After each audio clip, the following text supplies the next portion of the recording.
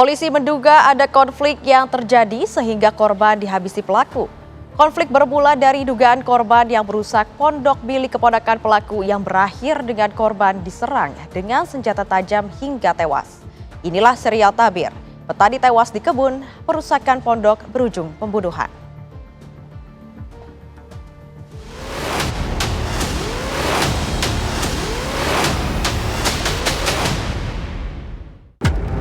Ditemukanlah mayat di dusun Pematang Gaib.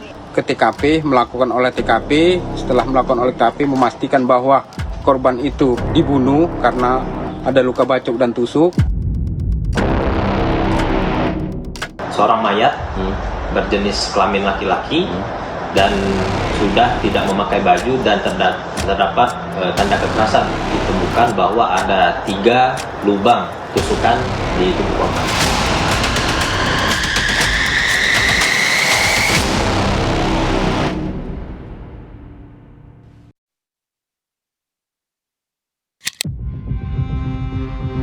Rangkaian kronologis peristiwa yang menewaskan Sahmat, seorang petani di Desa Jejawi, Kabupaten Ogan, Komering Ilir, akhirnya mulai terungkap.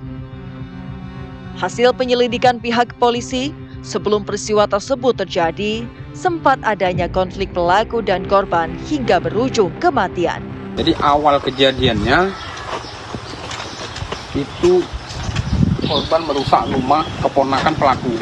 Jadi begitu ditegur oleh pelaku, si korban ini ngejar pelaku, dikejar sampai ke halaman masjid.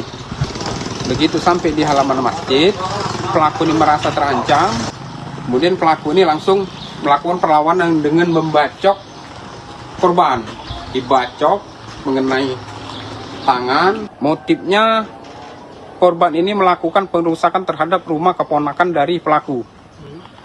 Ditegur korban ini oleh pelaku, bukannya langsung ini tapi langsung marah-marah sehingga mengejar pelaku. Dari informasi yang didapat, peristiwa ini dipicu karena korban diduga merusak pondok milik keponakan pelaku. Hal itulah yang membuat pelaku menyerang korban dengan senjata tajam. Kurang dari 24 jam, polisi berhasil menangkap seorang pelaku bernama Usman. Namun, dari hasil pengembangan, ternyata ada pelaku lain bernama Yusuf dan Hardiansyah yang malam itu turut terlibat. Awalnya pelaku ini mengaku sendirian, tapi setelah kita melakukan olah TKP, rasanya tidak mungkin bahwa pelaku ini melakukan sendirian, sehingga kita kembangkan dan didapatkan lagi pelaku berinisial U dengan H, Hardiansyah sama Usman. Kemudian kita amankan kembali dan kedua pelaku ini mengakui bahwa ikut membantu orang tuanya melakukan penusukan terhadap korban. Dari tangan pelaku, polisi mengamankan 2 jenis senjata tajam yang digunakan pelaku utama untuk menghabisi nyawa Sahmat. Selanjutnya, ketiga pelaku dimintai keterangan untuk mencocokkan fakta di lapangan. Pun barang bukti yang kami amankan yaitu baju dari korban, kemudian senjata tajam, ada 2 senjata tajam, 1 pisau, kemudian 1 lagi parang atau pedang yang panjang. Tak ada yang menyangka konflik yang berawal dari sebuah pondok di tengah kebun akan berujung pada hilangnya 1 nyawa.